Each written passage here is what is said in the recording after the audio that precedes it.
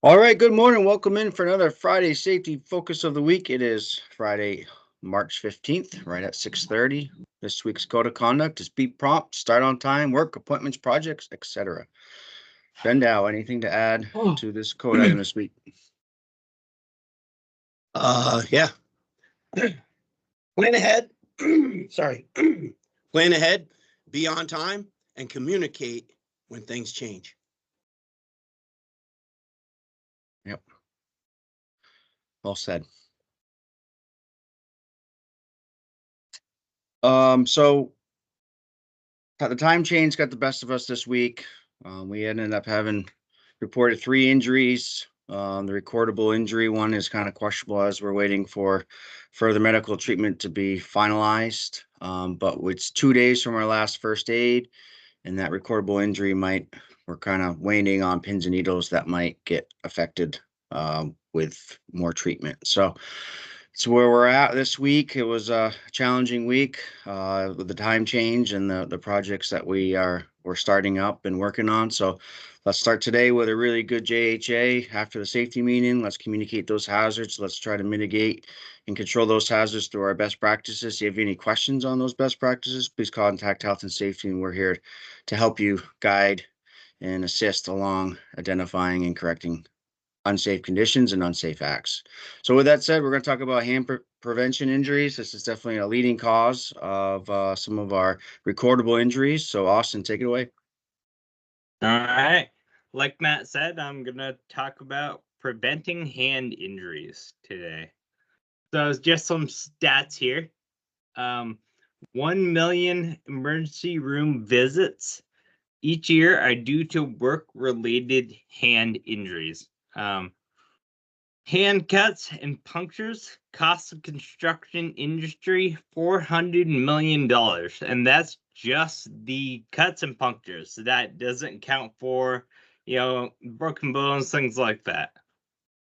70% of all injuries may have been prevented by wearing the proper gloves and proper hand protection, and 30% of the injuries are from improper glove selection. So make sure you're using the right gloves for the task. Don't have big bulky gloves if you need something that fits tightly and isn't going to get caught. Some of the top hazards for hand injuries are pinch points. Be aware of your hand positioning when you're rigging up chains and slings to equipment. Make sure your hands are, not somewhere where they're going to get injured.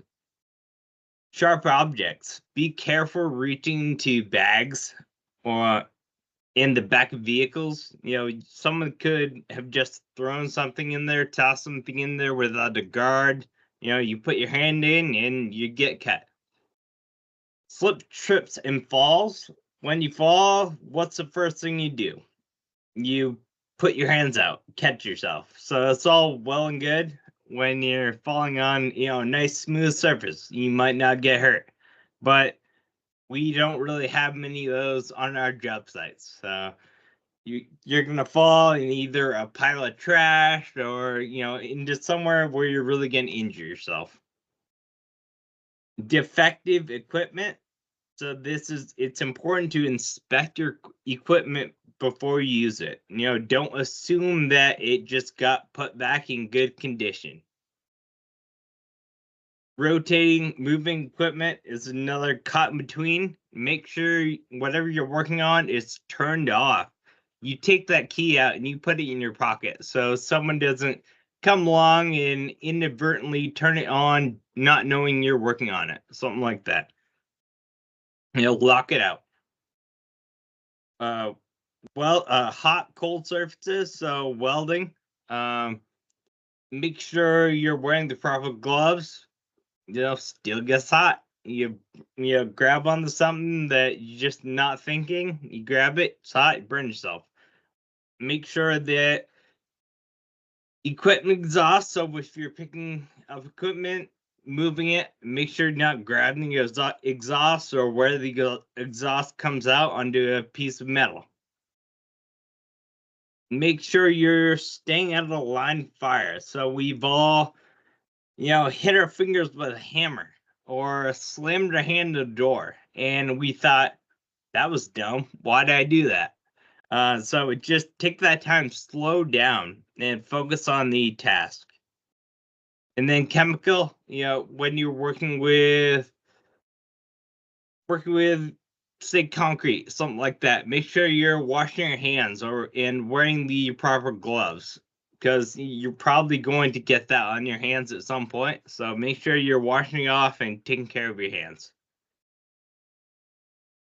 The hierarchy of controls is a good way to look at these things. Elimination, so physically remove the hazard. So instead of, say, lifting chunks of concrete with your hands, putting your hands in danger, use a machine to move that for you. Replace the hazard. See if you can get new tools. Replace older tools that may not have as great of tool guarding or ergonomics, and they're heavier. Newer tools are lighter. They're a lot better. Engineering, so have those tool guards in place, dead man switches, things like that. Physically distance yourself from the hazard. Administrative controls, change the way you work. So training, things like that. Make sure everyone's trained, even if it's just the smallest tool in the job trailer. Make sure that new guy knows how to use it. So implement policies and procedures. So you might have a little written procedure on how to use a certain tool to make sure you're not getting your hands in there. If you got to implement a policy of no jewelry or watches, things like that. And then that last line of defense is your PPE. So make sure you're selecting the proper gloves for the job.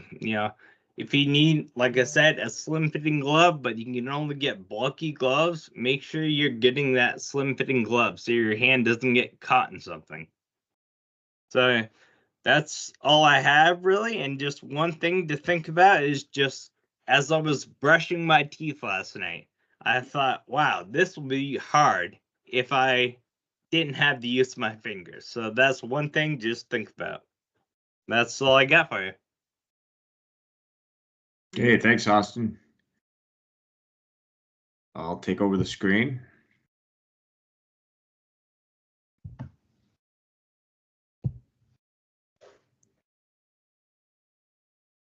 I gotta add my pictures in, download pictures. There we go.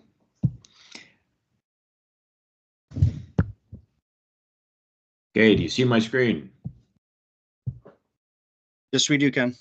Okay, good. All right, safety focus of the week, hand protection. So vehicle, these are leftover announcements from last week. Vehicle insurance cards are in, so see Chico, Pat Wells, or Scott Burns for the vehicle assigned to you. And please submit your maple sugaring photos for an upcoming weekly email. I got a bunch of them so far, but keep them coming in. We have one new employee. We want to welcome Michael Dunnican. Let me get his face back on the screen there. I overshot. So there's Michael. Welcome, Michael. And then just another reminder that we have an upcoming order that'll be placed for children's size sweatshirts. So check with Sarah.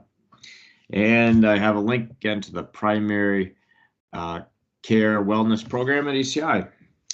And for the project this week, we are talking about the 21 Hungerford Terrace foundation replacement in Burlington. Ron, are you out there? Yep, I am, Ken. Okay, I'll read through and then you can provide commentary, okay? Sure. All right. So ECI was contracted with Greencastle Group to cast and place a new foundation under an existing house at 21 Hungerford Terrace. The building is a historic site, so tearing it down wasn't an option. The house was built in 1923. I don't really know what made it historic, other than maybe it's 100 years old. What do you know? Anything? Yeah, it was just something, it was more, I looked it up, Ken, and it was more about the Hungerford Terrace Street and the houses that were on it, and who kind of built that street first. So I don't understand why the house is actually historic, but like you said, other than it's 100 years old. But it is, all of them houses on that street are basically on a historic site. So the existing foundation was an old stone wall and concrete block that was failing and had a dirt floor with big flat stones under column posts for support.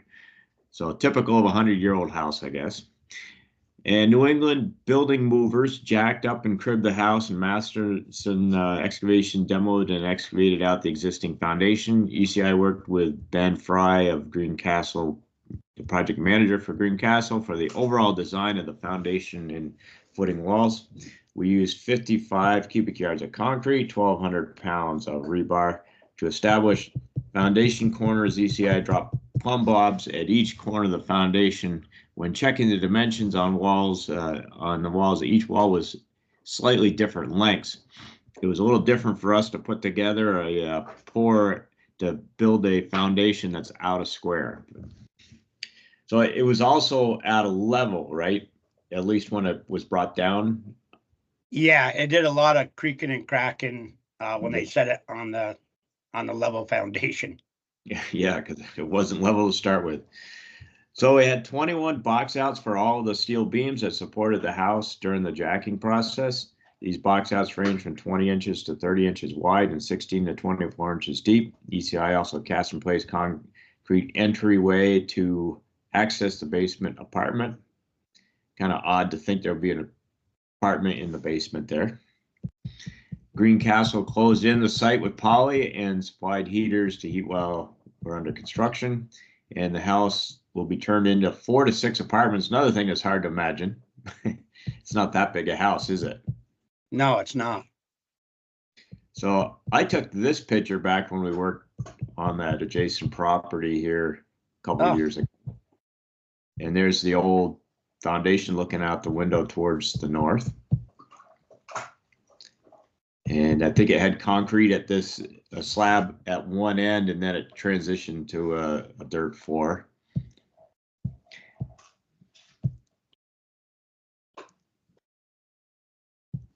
Yeah, I don't see 4 to 6 apartments there. I'll tell you, Ken, they make them very small. So yeah, must.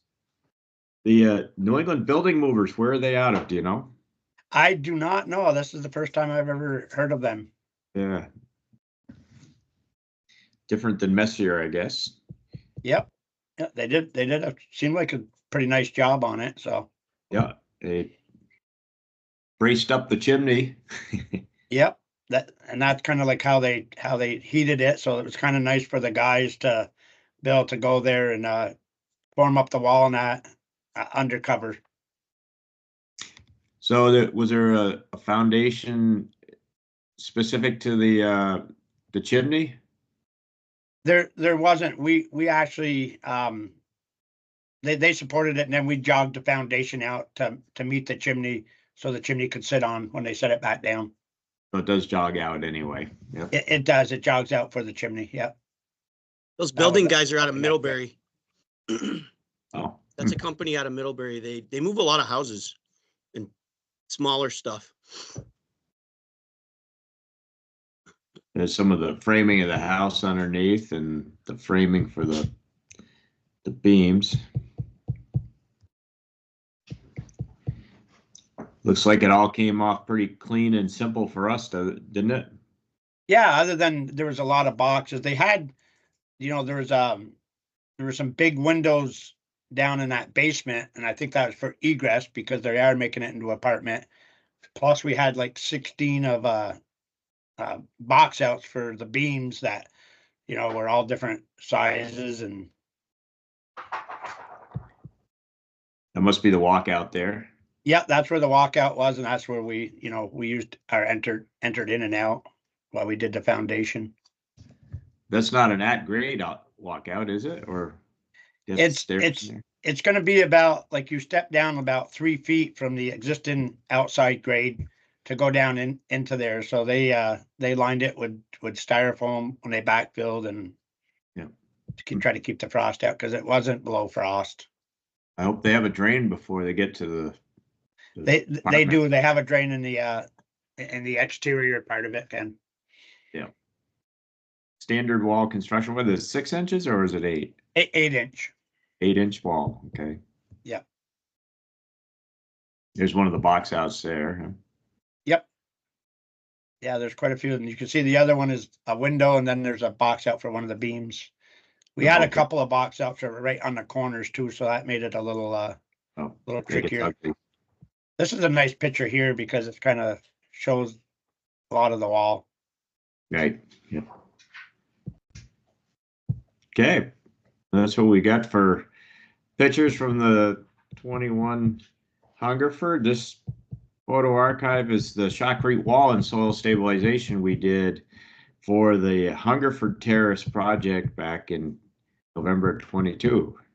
And there's the house right there on the right side there that we just did the foundation under. Yeah. Well, good. Thank you, Ronnie. And I'll turn it back over to Matt. Yeah, those jacking houses is pretty cool stuff to see. If you're watching a group setting, please let me know so we can capture attendance. We did a really nice job last week. We had about 90% of the workforce participate, so that's excellent. So if you could please let us know if you're watching a group setting so you can capture that. I'm seeing a lot of emails and texts coming in right now, so I much appreciated. It's going to be a rainy, slippery, wet day out there, so let's really watch our footing and put a lot of stone down where we can in our walking and working surfaces. Let's stay safe. Let's be safe. Let's have a great day. Okay, take care.